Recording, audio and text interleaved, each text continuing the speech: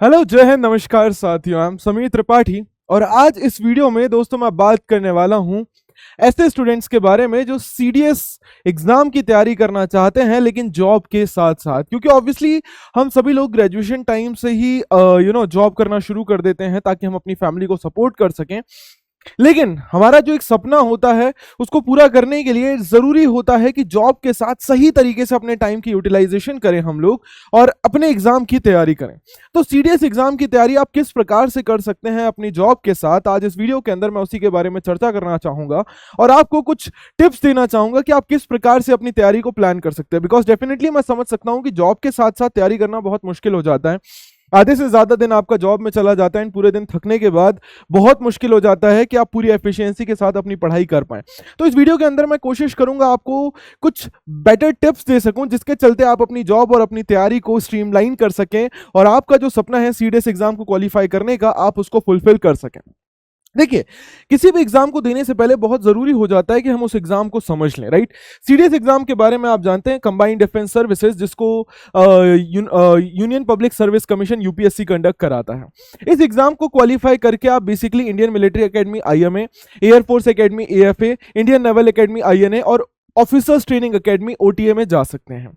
अब यहां पर ओटीए के और आईएफए, आईएमए और आईएनए के क्वेश्चन पेपर में थोड़ा सा डिफरेंस होता है। जो बच्चे केवल ओटीए के लिए जाना चाहते हैं उनको सिर्फ 2 पेपर देने होते हैं। ओटीए आप सभी को पता है, ये शॉर्ट सर्विस कमीशन है, इसमें मेल फीमेल दोनों जा सकते हैं, लेकिन गर्ल्स पर्टिकुलरली केवल ओटीए के लिए जा सकते हैं। यहां पर आपके केवल 2 पेपर होते हैं, दैट इज इंग्लिश और जनरल नॉलेज का, जिनका टाइम पीरियड होता है 2 आवर्स और 100 मार्क्स का ये एग्जाम होता है। वहीं पे जो बच्चे आईएनए, एएफए और आईएमए में जाना चाहते हैं उनके टोटल 3 एग्जाम होते हैं। इंग्लिश और जनरल नॉलेज तो दोनों का कॉमन होता है, लेकिन आईएमए, आईएनए और एएफए के लिए एलिमेंट्री मैथमेटिक्स का पेपर भी ऐड हो जाता है। अगेन इसकी मार्किंग सेम है, number duration of paper same है कि ये भी 100 मार्क्स का होता है। सेम तरीके से अगर मैं बात करूं तो दोनों ही एग्जाम्स का एसएसबी जो होता है वो उनके रिटर्न पेपर के बराबर होता है। तो अगर यहां पर 3 सब्जेक्ट्स हैं तो रिटर्न 300 मार्क्स का है, तो इनका एसएसबी 300 मार्क्स का होगा। और वहीं पर ओटीए के लिए 200 मार्क्स का पेपर है रिटर्न, तो उनका एसएसबी भी 200 मार्क्स का होता है, that is total of 400 marks, right sir. अब यहां पर जाने से पहले आपको यह समझना होगा कि क्या 200 मार्क्स में से पूरा 200 नंबर ही हमारा कट ऑफ जाता है? नहीं बच्चों, कट ऑफ यहां पर हमेशा अलग अलग जाता है। हर साल अगर आप कट ऑफ देखेंगे तो 200 में से बहुत कम है जो हमें कट ऑफ देखने को मिलता है, हर साल जाता है। ये 2018 से लेके 24 तक का रिटर्न एग्जाम का ट्रेंड आप देख सकते हैं। अगर आप ध्यान से देखेंगे तो आईएमए का कट ऑफ, आईएमए, आईएनए और एएफए, इन तीनों का कट ऑफ जा रहा है 300 में से। रिटर्न की बात कर रहा हूं मैं, ये सिर्फ मैं रिटर्न की बात कर रहा हूं। 300 में से ये कट ऑफ जा रहा है। You can see 118, 116, 116, 134, 130, 139, 145, 138, 132, 127, 120। ओवरऑल अगर आप आईएमए के कट ऑफ की बात करें तो बहुत, अगर मैं बेसिक एवरेज बताऊं तो मोस्टली मैं बहुत मैक्स करके भी चलूंगा तो आप इसको 125 से 140 के बीच में रख सकते हैं, है ना। आईएमए का कट ऑफ 125 से 140 के बीच में जाता है। सर आईएनए का कट ऑफ हम देखें 98, 102, 136, 100, 120। मतलब मेनली अगर मैं इसका एवरेज निकालूं तो यहां पर कट ऑफ आपका 110 से लेकर 130 के बीच में आपको देखने को मिलता है। बहुत ज्यादा मैं लेकर चल रहा हूं मार्जिन, ताकि हम सेफ साइड पर रहें हमेशा। एएफए की अगर हम बात करें तो एएफए का कट ऑफ मोस्टली ज्यादा जाता है। अगर आप एएफए के कट ऑफ की बात करें तो 130 टू 150 इसका कट ऑफ जाता है हर साल, ठीक है। अब ओटीए की बात की जाए तो ओटीए में कट ऑफ हमेशा ओके रहता है, अगर बशर्ते बहुत ज्यादा ना जाए। ओटीए की कट ऑफ की अगर मैं बात करता हूं तो 90 से लेकर 110 तक एवरेज इसका कट ऑफ हर साल जाता है। आप अगर 2025 फर्स्ट का देखेंगे जो रीसेंट एग्जाम हुआ था, वहां पे आईएमए का रिटर्न कट ऑफ 125, आईएनए का 120, एएफए का 130 और ओटीए का only 95 marks, depending on the question paper. मतलब क्या समझ आया कि बच्चे 300 नंबर का पेपर हो रहा है, लेकिन क्या हमें पूरे 300 लेकर आने हैं? नहीं सर, हमें पूरे 300 मार्क्स नहीं लेकर आने हैं, 300 नंबर नहीं, हमें कट ऑफ क्लियर करना है। बिकॉज हमारे पास वक्त कम है और उसको एफिशिएंटली यूज करना है, तो हमें यह देखना होगा कि हम पूरा 300 टारगेट ना करें, बट हमारा टारगेट होना चाहिए कट ऑफ को क्वालिफाई करना। अब कट ऑफ में भी ऐसा नहीं है कि आप नेक टू नेक चलें, ठीक है। कट ऑफ को क्वालिफाई करने के लिए भी आप कोशिश कीजिए I am sorry, cut off को भी क्वालिफाई करने के लिए आप लोग ये कोशिश कीजिए कि कट ऑफ को भी थोड़ा सा हाई रखकर चले, हम अपनी तैयारी जो है थोड़ी सी ज्यादा लेकर चले। इसीलिए मैंने यहाँ पर आपको ये जो कट ऑफ मार्जिन बताए हैं थोड़े से बताकर ही बढ़ाकर ही बताएं, ताकि एक दो नंबर से हमारा पेपर ना छूटे और हम कट ऑफ लाइन से थोड़ा सा आगे ही रहें, एक सेफ स्कोर में रहें। अब एक बार जब आप इस कट ऑफ को देखते हैं तो आपको एग्जाम के बारे में थोड़ा सा आइडिया लग जाता है कि ऑल दो पेपर 300 नंबर का हो रहा है, लेकिन क्या 300 नंबर हमें लेकर आने? नहीं सर, 300 नंबर लेकर नहीं आने हैं। अब अगली बात मैं यहां पर आपसे करता हूं मार्किंग स्कीम के बारे में। देखिए, इंग्लिश का जो पेपर होता है उसमें टोटल 120 सवाल आते हैं, जिसका टोटल मार्किंग 100 होता है। तो मतलब वन क्वेश्चन 1 मार्क का नहीं होता है। वन क्वेश्चन में आपको यहां पर सही आंसर के लिए 0.83 मार्क मिलता है और नेगेटिव आंसर के लिए 0.27 मार्क्स का डिडक्शन होता है। सेम विद जनरल नॉलेज, आपके टोटल यहां पे अगेन 120 सवाल आते हैं, 100 क्वेश्चन 120 क्वेश्चन होते हैं, 100 मार्क के पूछे जाते हैं। सेम 0.83 0.27 पॉजिटिव और नेगेटिव। एलिमेंट्री मैथमेटिक्स की जब मैं बात करता हूं तो यहां पर 100 क्वेश्चंस होते हैं, 100 मार्क्स के होते हैं, हर क्वेश्चन का 1 मार्क और 0.33 नेगेटिव होता है।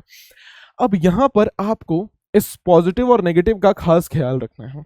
0.83 मार्क्स, ठीक है, 0.83 मार्क्स हम लोग मानकर चलें अगर इन दो पेपर की, तो हमारे पास 200 सवाल हैं, ठीक है। ओटीए की बात करते हैं, हमारे पास 200 सवाल हैं, मतलब 200 नंबर का पेपर है, ठीक है सर। हम जनरली देखते हैं कि हमारा कट ऑफ जो होता है, वो 110 से, या आप मानकर चलिए 100 से 120 के बीच में अगर हम लेकर चलते हैं, तो उसको हम अगर कैलकुलेट करें तो भाई, ठीक है, उसको अगर हम कैलकुलेट करें तो 240 सवाल में से, ओटीए के लिए अगर मैं बात करूं तो 240 सवाल में से हमारा सेफ स्कोर कितना रहने वाला है सर? हमें कितना स्कोर करना है कि 240 सवाल में से हम सेफ स्कोर में पहुंच जाएं और कितना हम अच्छे से कट ऑफ को क्लियर कर जाएं। ऑलमोस्ट ओटीए का कट ऑफ क्वालिफाई करने के लिए आपके लगभग 130 टू 140 क्वेश्चन सही होने चाहिए, ताकि आप एक सेफ स्कोर में रहें। मतलब आपको 240 सवाल में से 130 से 140 सवाल सही करने हैं, 130 से 140 क्वेश्चन आपको सही करने हैं। और इस 130 टू 140 में मैं बात कर रहा हूं विदाउट नेगेटिव्स। अगर नेगेटिव्स को ऐड कर लेते हैं तो भाई लगभग आपका 160 क्वेश्चन हो, जिसमें से चलो आपका 20 नेगेटिव भी हो जाता है, तो ठीक ठाक यहां पे स्कोर होना चाहिए। तो कोशिश यही करना है कि नेगेटिव्स को पूरी तरीके से अवॉइड करें। चलिए एक दो क्वेश्चन हम लेकर चल सकते हैं, बट नेगेटिव्स को मिनिमाइज करना है। Now look at the question numbers. 240 सवाल में से 130 या 140 सवाल आपको करना है, मतलब आपका टारगेट है 130 टू 140 क्वेश्चन। सेम वे में आईएनए, एएफए और ओटीए की बात मैं अगर करूं तो भाई सेम तरीके से आपका मैथमेटिक्स भी ऐड हो जाता है। 240, आपके पास लगभग 340 सवाल हैं यहां पर किसी तरीके से। और 340 सवालों की मैं बात करूं तो भाई आपको देखकर चलना होगा कि 340 सवालों में से आपका कट ऑफ भी लगभग इतना ही कुछ जा रहा है, प्लस मैथमेटिक्स की बात करें तो 1 मार्क और 0.33 है।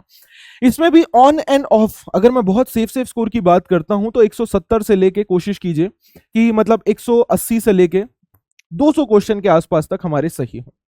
180 से 200 क्वेश्चन हमारे सही हों विदाउट नेगेटिव्स। अब आप समझ रहे हैं मेरी बात, मैं कहना क्या चाह रहा हूं। यहां पर आपके पास टोटल है 340 सवाल, यहां पर है 240 सवाल। क्या हमें पूरे सही करने? नहीं सर, हमें पूरे सही नहीं करने। हमारा टारगेट है 130 टू 140 क्वेश्चन, 180 टू 200 क्वेश्चन। एक मोटा मोटी आपको मैं आइडिया दे रहा हूं, कम ज्यादा हो सकता है, प्लस माइनस 10-20 हो सकता है यहाँ पे, ठीक है, बट एक रफ आइडिया मैं आपको देना चाह रहा हूं। मैं यहाँ पे समझाना क्या चाह रहा हूं कि आपको यहाँ पे अपनी प्रिपरेशन को स्ट्रीमलाइन करना होगा। आपको समझना होगा कि हमें सारे सब्जेक्ट्स को टारगेट नहीं करना है, हमें केवल और केवल कुछ सब्जेक्ट्स को टारगेट करना है जो हमारे स्ट्रॉन्ग सब्जेक्ट्स हैं। अब ये समझाने के लिए मैं आपको थोड़ा सा और आइडिया दे देता हूं कि पिछले सालों में हमारे पास कितने कितने सवाल, कितने सब्जेक्ट्स आए हैं। इंग्लिश तो आपको पता ही है कि डायरेक्ट इंग्लिश में से 120 सवाल आते हैं, तो मैं कोशिश आपको यही करनी है कि इंग्लिश को प्लीज कंपलसरीली लेकर ही चलिए, इंग्लिश को करना ही करना है।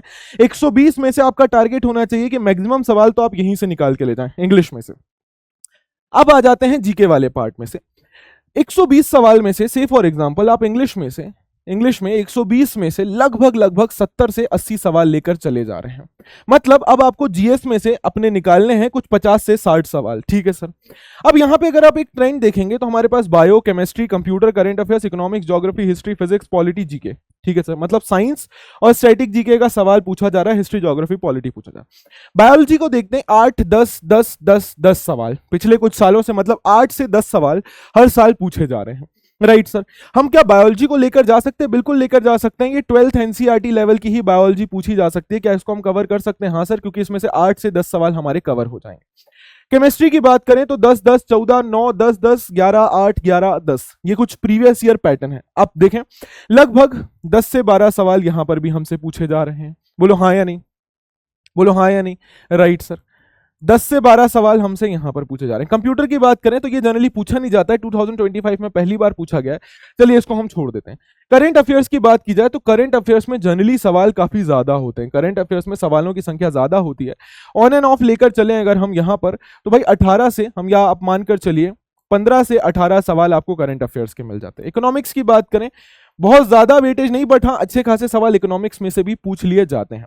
इकोनॉमिक्स की बात करें तो भाई 10 से 12 सवाल आपको इकोनॉमिक्स से देखने को मिलते हैं। ज्योग्राफी की बात करें तो 20 से 22 सवाल, हिस्ट्री की बात करें तो 20 से 22 सवाल, फिजिक्स की बात की जाए तो यहां पर फिजिक्स के सवाल आपको देखने को मिलते हैं लगभग 8 से 10 सवाल। पॉलिटी की बात की जाए तो अगेन पॉलिटी का बहुत ज्यादा नहीं होता है, 6 से 8 सवाल आपको पॉलिटी के देखने को मिल जाते हैं। ठीक है, ऑन एंड ऑफ अगर मैं बात करूं तो सर हमें 6 से 8 सवाल पॉलिटी के देखने को मिल जाते हैं। कट ऑफ पहले, मतलब पहले नंबर ज्यादा थे, अब फिर भी कम है, इसको हम फिर भी लेके चलें अगर 8 से 10। और स्टैटिक जीके की अगर हम बात करते हैं तो 6 से 8 सवाल स्टैटिक जीके के। Look at the number of questions. अब आपको यह डिसाइड करना है कि आपके कोर सब्जेक्ट्स कौन से हैं, आप कहां से अपने क्वेश्चंस को निकाल सकते हैं। से फॉर एग्जांपल करंट अफेयर्स तो सब लोग पढ़ सकते हैं, कॉमन है। बायोलॉजी में कोशिश करिए कि आप सभी लोग पढ़ें, मैं कहूंगा। उसके अलावा रह जाते हैं अब साइंस और बाकी जीएस के सब्जेक्ट्स। भाई अगर आप पूरी साइंस कवर करते हैं तो बायोलॉजी, केमिस्ट्री, हमारे पास आ जाती है फिजिक्स, और फिजिक्स के साथ साथ हम स्टैटिक जीके को भी ले लेते हैं। ठीक है sir, almost on end of 30 से 40 सवाल के आप यहां से निकाल के ले जा सकते हैं। बिल्कुल सर ले जा सकते हैं, अपने साथ साथ किसी एक सब्जेक्ट को और रख लीजिए। उसी के अलावा अगर कोई नॉन साइंस बैकग्राउंड का बच्चा है तो प्लीज कोशिश कीजिए कि आप जीएस के सब्जेक्ट्स को कवर करें। जीएस में तो वेटेज बहुत ज्यादा है। ज्योग्राफी और हिस्ट्री कर लिया तो 40 सवाल तो आपके यहीं से हो गए। करंट अफेयर्स आपने कर लिया तो 10 सवाल वहां से मिल गए। स्टैटिक जीके आपको मिल गया तो आपने वहां से अपने सवाल प्रॉपर्ली निकाल लिए। ऑल्दो मैं ये जरूर कहूंगा कि ऐसा नहीं है कि आपने अगर ये सब्जेक्ट्स कर लिए तो मतलब आप पूरा मार्जिन क्वालिफाई कर जाएंगे। It is not possible, definitely वो पॉसिबल नहीं है, ये कर पाना बहुत मुश्किल है। लेकिन हाँ, कोशिश ये कीजिए कि आप सारे सब्जेक्ट्स को केटर ना करते हुए केवल उन्हीं सब्जेक्ट्स को केटर करें जो आपके लिए बहुत ज्यादा इंपॉर्टेंट है, या जो आपके लिए कट ऑफ क्वालिफाई करने में आपकी हेल्प करेंगे। अगर आप यहां पर फिर से ये पूरे चार्ट की डिटेल में स्टडी कीजिएगा, मैंने हर साल के आपको प्रॉपरली बताया हुआ है कि किस साल में कौन से पेपर से कितने सवाल पूछे गए हैं। ये एक ट्रेंड एनालिसिस है जो आपको एक डिटेल आइडिया देगा कि किस प्रकार से आप अपने एग्जाम की तैयारी कर सकते हैं और कौन से सब्जेक्ट्स को आप टारगेट कर सकते हैं। तो ये ग्राफ देखकर आपको बहुत ही बढ़िया आइडिया लग जाएगा कि हर सब्जेक्ट से कितने सवाल पूछे जाते हैं। राइट, अब आप उन्हीं के हिसाब से अपने सब्जेक्ट्स का चॉइस कर सकते हैं। जैसे आप देख सकते हैं कंप्यूटर पहली बार 5 सवाल पूछे गए हैं, बाकी लगभग कितने कितने सवाल पूछे जा रहे हैं आपको एक रफ आइडिया मिल जाएगा। और उसके चलते आप क्या कर सकते हैं, पर्टिकुलरली मार्क्स के हिसाब से, क्वेश्चंस के हिसाब से आप सब्जेक्ट्स को चूज कर सकते हैं एंड देन अपनी तैयारी को आगे बढ़ा सकते हैं। This analysis will help you a lot. अब ये रहे कट ऑफ ट्रेंड, एक बार इनको भी आप देख लेंगे तो आपको और अच्छा आइडिया लग जाएगा कि कितने कितने सवाल आपको प्रिपेयर करने हैं। अब जब ये सारी बातें मैंने कर ली हैं तो फाइनली मैं आपको बता देता हूं कि क्या क्या चीजों को आपको खास ख्याल रखना है। पहली चीज, सारे सब्जेक्ट्स पर हमें फोकस नहीं करना है, अपने स्ट्रॉन्ग सब्जेक्ट्स को सिलेक्ट कीजिए। अगर आप पीसीएम से हैं, मैथ साइंस बैकग्राउंड से हैं, तो मैथ्स और साइंस पर फोकस कीजिए, करंट अफेयर्स को साथ में लेकर चलिए। और अगर नॉन मैथ्स बैकग्राउंड से हैं तो आप जीएस जीके वाले सब्जेक्ट्स को लेकर चलिए। कॉमर्स बैकग्राउंड के बच्चे भी जीएस जीके वाले सब्जेक्ट्स को ही साथ लेकर चल सकते हैं। प्लस करंट अफेयर्स, इंग्लिश, ये तो कॉमन है, ये सबको ही इसकी तैयारी करके चलनी है। दूसरी चीज, अब जब आपने अपने सब्जेक्ट्स को डिसाइड कर लिया है, नंबर ऑफ क्वेश्चंस के हिसाब से आपने देख लिया कि इससे इतने इतने सवाल आ रहे हैं जो मेरे कट ऑफ को क्वालिफाई करने में हेल्प कर जाएंगे, तो आप अपने सिलेबस को लिमिट करना शुरू करिए। देखिए, बहुत मल्टीपल रीडिंग या मल्टीपल बुक्स को रेफर करने से कोई फायदा नहीं होगा। जितना ज्यादा लिमिटेड सिलेबस होगा उसका आप बार बार रिविजन कर पाएंगे। It will help you a lot and trust me, syllabus को ज्यादा पढ़ने से ज्यादा जरूरी होता है रिवीजन करना। तो भाई regular revision is very much important, ताकि इतने बड़े सिलेबस को आप याद रख पाए। अब क्वेश्चन को ज्यादा अच्छे से समझने के लिए, क्वेश्चन पेपर पैटर्न को समझने के लिए, सिलेबस को समझने के लिए बहुत जरूरी हो जाता है कि आप प्रीवियस ईयर क्वेश्चन सॉल्व करें। एक बार जब आप प्रीवियस ईयर क्वेश्चन को सॉल्व कर लेंगे ना, आपको अंदाजा लग जाएगा कि सवाल कहां कहां से पूछा जा रहा है।